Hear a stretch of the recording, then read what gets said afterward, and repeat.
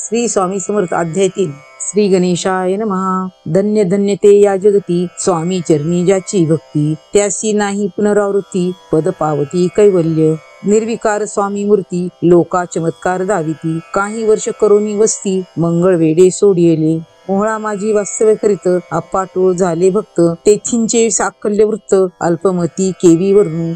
सवे घेऊनी स्वामीसी टोळ जाती अक्कलकोटासी, अर्धमार्गावरून टोळांशी मागे परतणे भाग पडे.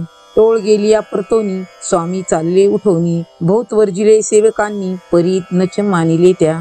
तेथून या निघाले अक्कलकोटा प्रती आले, ग्रामद्वारी बैसले येथे राज स्वेच्छेने. तेथे एक अविंद होता तो करीत यांची थट्टा, परी काही चमत्कार पाहता महासिद्ध समजला. पूर्व पुण्यास्तव निश्चिती आले चोळप्पाच्या ग्रहाप्रती, स्वामीसी अजांगी ईश्वर मूर्ती चोळप्पा करी आदर. योग यागादिक काही चोळप्पाने केले नाही, परिभक्ती सोपाही स्वामी आले सदनाते. तयाची देखून या भक्ती स्वामी तेथे भोजन करती, तेव्हा चोळप्पाच्या चित्ती आनंद झाला भोवसाळ. तैपासून तयांचे घरी राहिले स्वामी अवतारी, दिवसोंदिवस चाकरी चोळप्पा करी अधिकाधिक. तेव्हा राजपदाधिकारी मालोजीराव गादीवरी, दक्षासुनी कारभारी परमज्ञानी असती जे.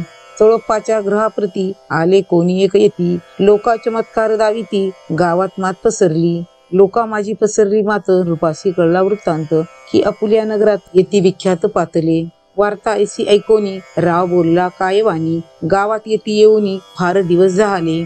तरी अम्मा श्रुत पायी आजवरी झाले नाही, आता जाऊन लवलाई भेटू तया येतीवर्या. परी ते केवळ अंतर्ज्ञानी ऐसी वार्ता ऐकली कानी, हे सत्य तरी येऊनी आताच देती दर्शना. राव मुखातून वाणी निघाली तोची येती मूर्ती पुढे ठेली, सकल सभा चकित झाली मती गुंगली रायाची. ऊन पटली अंतरी स्वामी केवळ अवतारी, अभक्ती पळून गेली दुरी चरणी भक्ती जडली तै.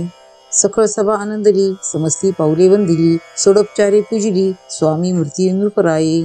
इति श्री स्वामी चरित सारामृत नाना प्राकृत कथा संमत प्रेमळ भक्ती परिसुत तृतीय अध्याय घोडा. स्वामी राजार्पणवस्तु शिरस्तु शुभम भवतु. इति श्री स्वामी चरित सारामृते अक्कलकोट नगर प्रवेशे तृतीय अध्याय.